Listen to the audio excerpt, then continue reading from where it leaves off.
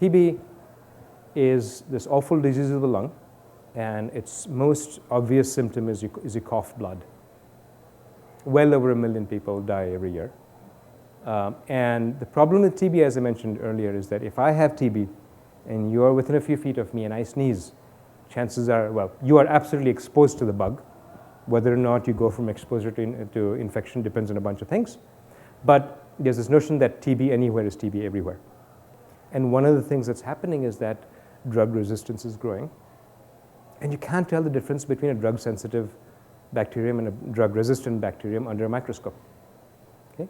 What you need for that is genetic tests, DNA tests. And so this little square has 1.1 million DNA probes.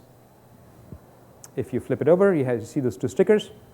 If you put water in it with a syringe and you stick it into a reader, it identifies any of 70,000 waterborne bacteria and pretty much every known strain of those bacteria.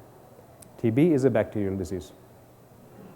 So can we take this chip, which costs $100, $150, and convert it to diagnose TB?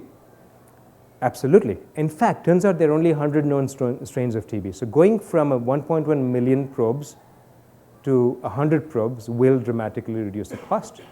It will also make it very reliable. You don't know just whether or not you have TB. You don't even know, you know more than whether or not you have TB. You know more than whether or not you have drug-resistant TB or drug-sensitive TB. You know which strain. So then you can prescribe the adequate medication. Why does this not exist? If TB were a problem here, this thing would exist. The reason it doesn't exist is that there isn't enough money to be made solving global poverty. If you're a company, you have a fiduciary responsible to your stockholders to maximize profit. That is the law. You can argue with the morality of it, but that's the way it is. That's how companies work. And so to build this thing from scratch probably would cost 60, 70 million bucks. No company in their right mind would invest that kind of money, knowing that at the base of the pyramid, profits are unpredictable, if at all.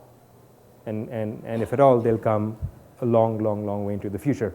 When you have to worry about quarterly profits, there is no way you'll make a $70 million investment in this. Now, because this was funded by the government, 90% of the work is done.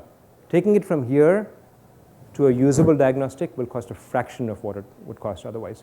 So in other words, this national lab offers a kind of unmatched leverage that I don't think we could get anywhere.